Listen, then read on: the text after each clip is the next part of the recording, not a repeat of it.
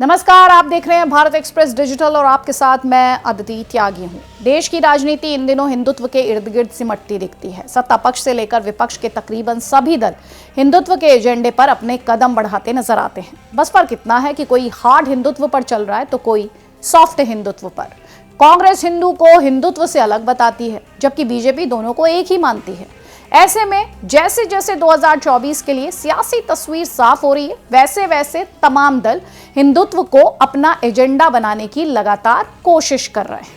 BJP Ayodhya में भव्य राम मंदिर के उद्घाटन से उम्मीदें पाले हुए है, तो कांग्रेस हिंदुत्व को लेकर अलग अलग रणनीति अपना रही है।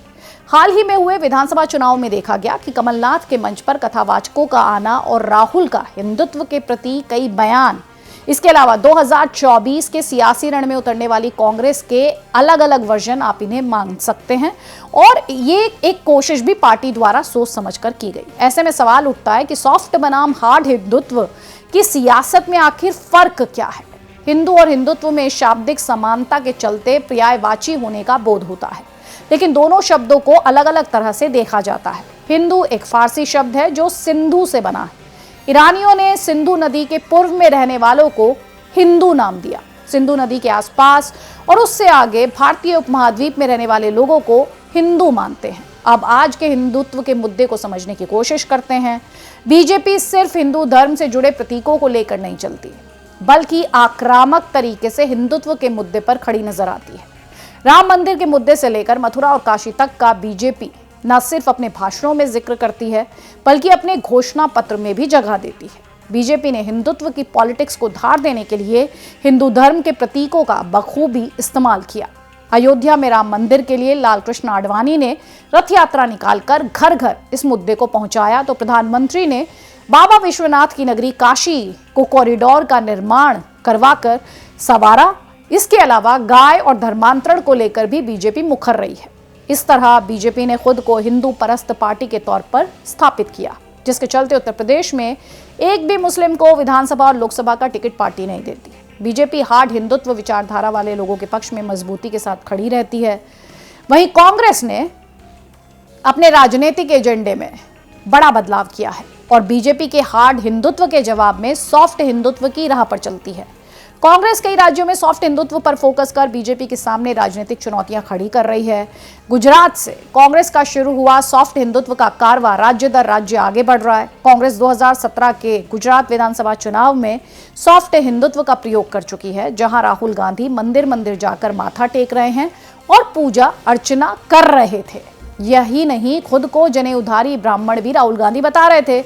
राहुल गांधी से लेकर प्रियंका गांधी वाड्रा तक देश के अलग अलग शहरों में मंदिर में पूजा अर्चना करते नजर आती हैं। यूपी में प्रियंका गांधी वाड्रा ने प्रयागराज के हनुमान मंदिर से लेकर काशी विश्वनाथ मंदिर में दर्शन करती हुई उनकी तस्वीरें आई हैं। राहुल गांधी के सॉफ्ट हिंदुत्व की दिशा में कदम बढ़ाए जाने के बाद मध्य प्रदेश में कमलनाथ और छत्तीसगढ़ में भूपेश बघेल ने उसे और भी आगे बढ़ाने की कोशिश की। कमलनाथ ने पिछली बार हर गांव में गौशाला बनाने से लेकर राम गमन पथ बनवाने का काम किया। इस बार कमलनाथ ने रामनवमी पर भगवान राम का कथावाचन, रामलीला और उनकी पूजा अर्चना के साथ हनुमान जयंती पर सुंदरकांड, हनुमान चालीसा के पाठ कराने का काम किया। कमलनाथ गाहे बगाहे खुद को हनुमान भक्त भी कहते हैं। उन्होंने हनुमान जी का मंदिर भी बनवाया। मध्य प्रदेश का कांग्रेस दफ्तर भगवा रंग में रंगा भी नजर आता है। कमलनाथ पंडित प्रदीप मिश्रा और बागेश्वर धाम के आचार्य धीरेन्द्र शास्त्री के कार्यक्रमों में शिरकत करते हैं। कमलनाथ खुलकर कहते हैं कि गर्व से कहो मैं हिंदू हूं, और वो खुद को हनुमान भक्त बताते हैं। छत्तीसगढ़ में भूपेश बघेल भी सॉफ्ट हिंदुत्व की राह पर चलते हुए दिखे। बघेल सरकार ने राज्य में 3 दिन का रामायण फेस्टिवल का कार्यक्रम आयोजित करवाया। कर्नाटक में कांग्रेस का हिंदुत्व दांव सफल कर्नाटक विधानसभा चुनाव में देखा जा सकता है। कांग्रेस खुलकर हिंदुत्व की सियासत भी करती नजर आती है। पार्टी के राष्ट्रीय अध्यक्ष मल्लिकार्जुन खड़गे खुले मंच से नारा लगा रहे थे, बजरंग बली तोड़ दे दुश्मन की नली। शायद चुनाव में जीत का यह भी एक कारण रहा, लेकिन देश में हार्ड हिंदुत्व बनाम सॉफ्ट हिंदुत्व की पॉलिटिक्स होती रही है, अब भी हो रही है। लेकिन दोनों ही पार्टियों की तरफ से कुछ चेहरे हैं जो इस मुद्दे पर सबसे आगे की पंक्ति में खड़े दिखते हैं। बीजेपी के पास हिंदुत्व के चेहरे के तौर पर नरेंद्र मोदी से लेकर सीएम योगी आदित्यनाथ तक हैं। इसके अलावा मध्य प्रदेश में उमा भारती, साध्वी प्रज्ञा ठाकुर जैसी नेत्री हैं।